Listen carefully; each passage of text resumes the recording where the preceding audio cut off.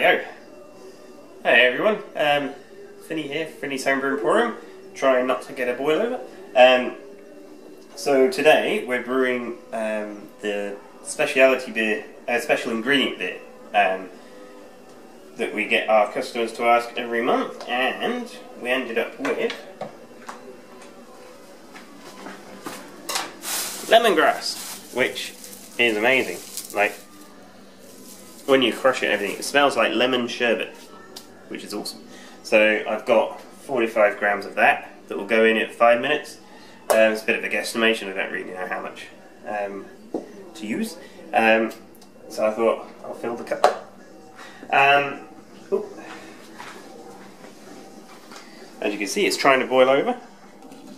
But with a bit of cold water and some stirring, you should be able to get it off. I normally have a Mr. Spray thing, but it's gone home. So today we're brewing a Saison. There you go, that's better. So we've got some, I think it's 3 kg of Pilsner, 1 of Vienna, and some Redback. I thought give it a bit of a deeper colour. A tiny bit of light crystal and a tiny bit of biscuit. So hopefully by the end of this boil, it's a 90-minute boil.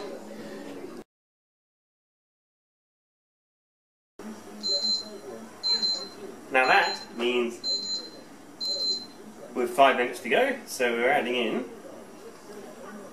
the copper flock and 45 grams of lemongrass. So in she goes.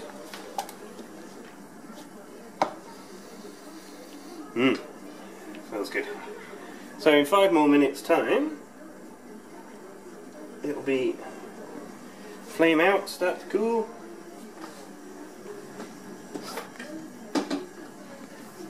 Get some of these moving around. That's better, look at that. Hopefully that's not too overpowering and we get a nice sort of flavour. The smell was amazing, so hopefully a nice Saison base with a slight lemony overtone. Hopefully it'll be alright. Rightio, so we've cooled down and recirculated in the Grainfather now down to about 46, and going into the fermenter, it's coming out of the thing at 20, which is great. It means I don't have to do any extra cooling. I'm happy to pitch at 20 degrees for a Saison, and the yeast we're using is the Yeast Bay Saison blend. So what they've done, I think they've got 2 Saison strains in there. One of them is a bit slower than the other, but the other one will keep going after the first one stalls, I think. So potentially it is the DuPont with something else, but I don't know, I can't quite confirm that, but that's my inkling. So I'm hoping that it goes pretty well. So hopefully come next week I'll be able to show you what it looks like in the fermenter. But for the moment, we're going alright down here. The only slight problem I have with Grainfather is it doesn't quite filter out any of the trub.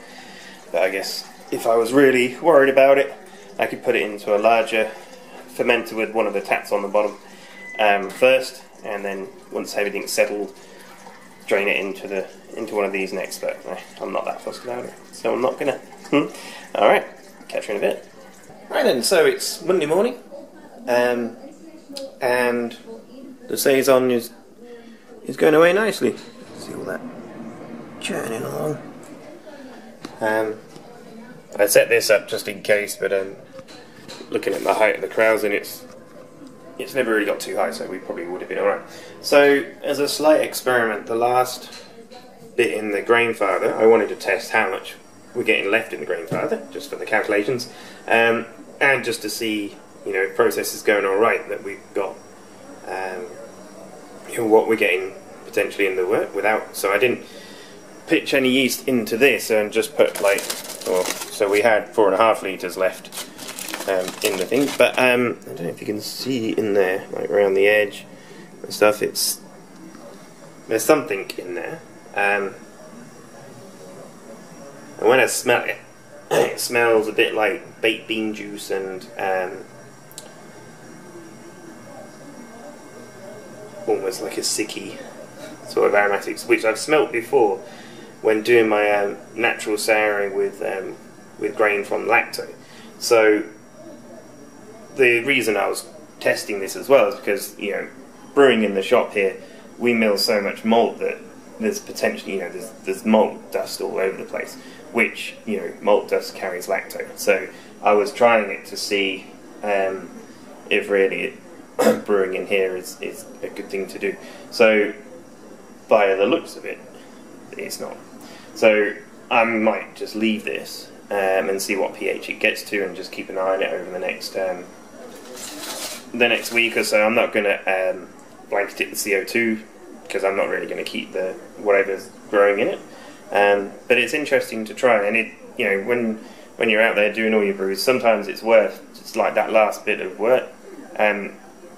Put it in a, you know, a litre container, or you know, something, just to see, you know, how your process is going. I've done it when I was back brewing in my garage at home and what have you, and, you know, I've managed to have a jug of work for like over a week without showing any signs, which for me, that showed me that my process was pretty good and it was going pretty well.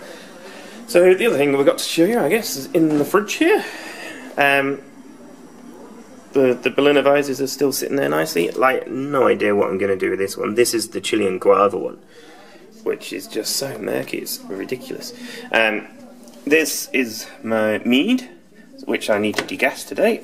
So you can have a quick look in the top, I suppose. You see, it's just a sea of elderberries. So I need to degas that later on today, and then obviously the pineapple one, which you've all seen before. So they're going alright. I may end up putting some Brett into the Chilean Guava one, because something's got to clear that up because it's not doing anything.